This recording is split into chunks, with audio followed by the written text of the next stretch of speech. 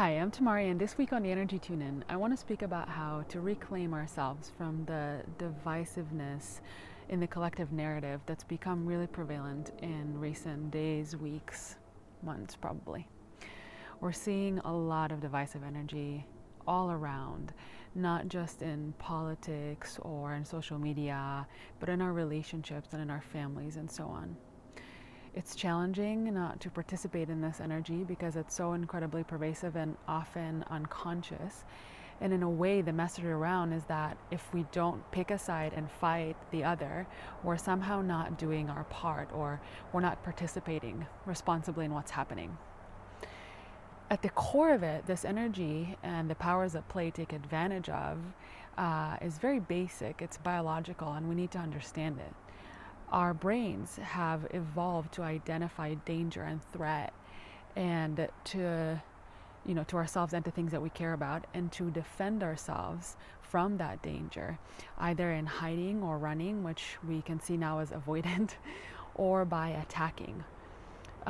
We've evolved to identify the problem and work a plan to, in a way, ensure our survival and to protect what we love.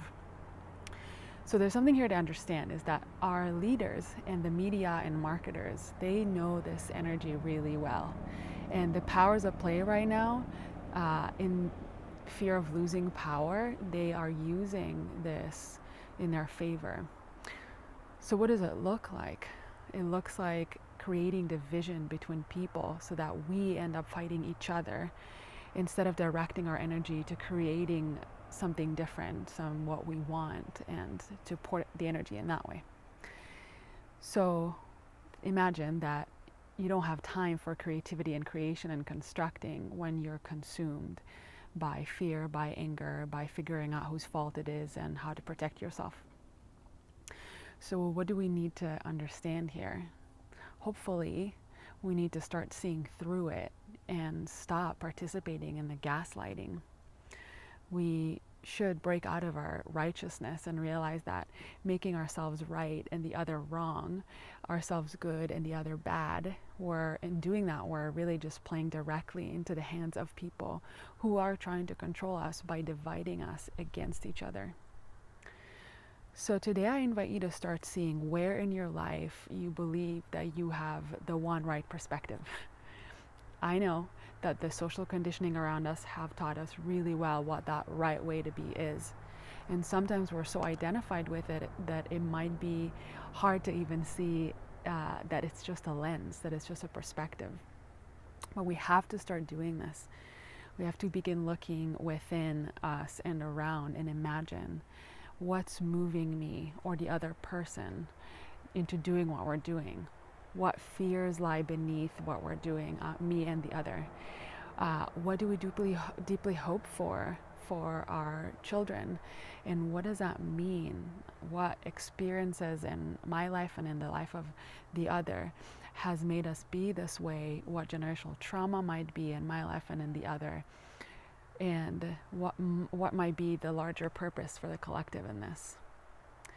This energy is really sneaky. It makes us think that we need to push against the other that we deem evil or bad, and that somehow by doing that we can check the box that says civil participation, or that we're somehow more woke or awakening.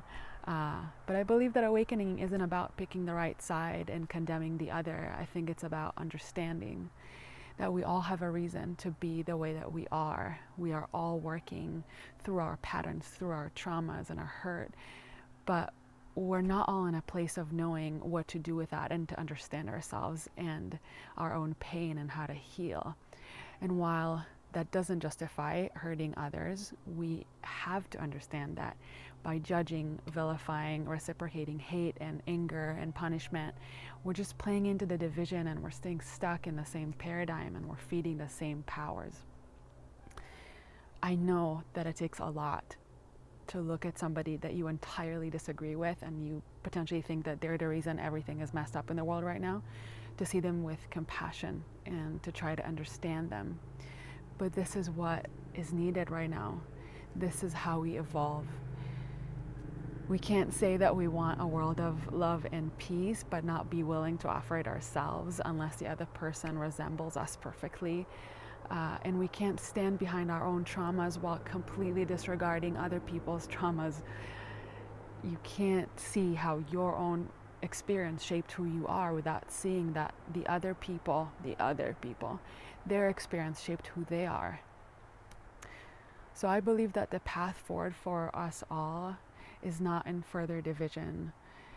People that are hurting others have massive amount of unresolved trauma, and we can start trying to figure out how to heal instead of how to eliminate the other.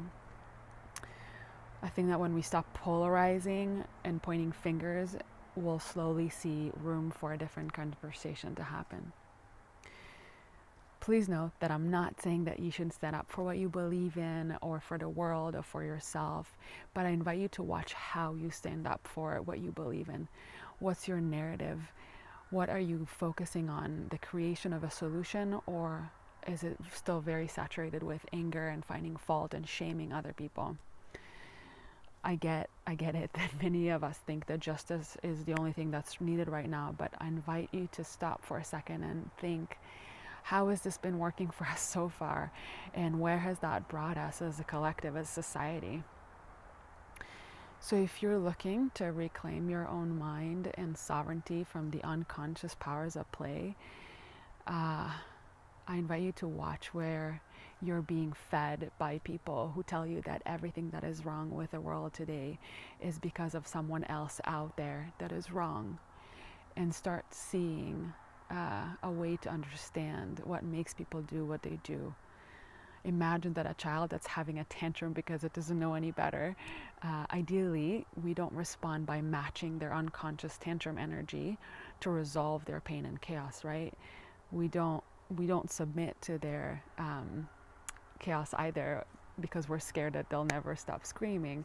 But we try to see through what's happening. We try the best to keep our center and to be an example of a different way of being and to understand what is happening with them. And we try to stay calm and grounded. We try to help them remember who they are. And I think that's what we need more of these days, is to remember who we are and try to figure out more ways to help other people remember who they are. That's it for the Energy Tune In this week. Thank you so much for being here. Thank you for participating in whatever way that you're participating to bring more consciousness into everything that's happening right now, and to remember with us, for yourself and for others, that this too shall pass.